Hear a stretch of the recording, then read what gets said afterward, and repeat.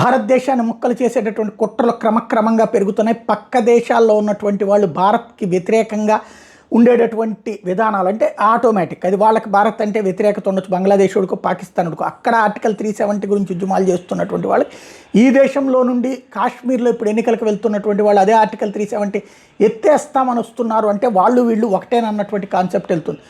అదే సందర్భంలో మొన్న మధ్యనే బంగ్లాదేశ్కి సంబంధించినటువంటి కొత్త అధ్యక్షుడు గారైనటువంటి యూనస్ గారు వదిలిపెట్టినటువంటి వన్ ఆఫ్ ద రాక్షసుడు ఏదైతే గతంలో భారత్లో దేశద్రోహ కుట్రలకు పాల్పడినటువంటి సందర్భంగా వాడిని అరెస్ట్ చేయమని చెప్పి భారత ప్రభుత్వం బంగ్లాదేశ్ ప్రభుత్వానికి చెప్తే అప్పట్లో హసీనా ప్రభుత్వం అరెస్ట్ చేసి మొన్ననే వచ్చిన తర్వాత ఏదైతే కొత్తగా వచ్చినటువంటి ప్రభుత్వం విడిచిపెట్టిందో ఆ బంగ్లాదేశీ నాయకుడైనటువంటి జమాలుద్దీన్ రహమాని వీడిని కొత్త ప్రభుత్వం ఏదైతే యూనస్ ప్రభుత్వం విడిచిపెడితే వీడు కాస్త ఇప్పుడు ప్రస్తుతం డిమాండ్ ఏంటంటే కాశ్మీరు పంజాబులని దేశం నుంచి విడదీయాలట, దానికోసం మమతా బెనర్జీ ఉద్యమం చేయాలట, నరేంద్ర మోడీని టార్గెట్ చేయాలట, బెంగాల్ని కూడా విడదీసి కలపాలట. ఇది ఓవరాల్గా వీడు పిలుపునిస్తున్నటువంటిది. అంటే భారతదేశాన్ని మొక్కలు చేయడానికి నువ్వు ముందుండి నాయకత్వం వహించని చెప్పి ఇవాళ మమతా బెనర్జీని ఏకంగా బంగ్లాదేశ్ నుంచి ప్రభుత్వం చేత విడిపించబడిన వాడు అడుగుతున్నాడంటే పరిస్థితి ఎలాంటి స్టేజ్కి వెళ్తుందో అర్థం చేసుకోవచ్చు.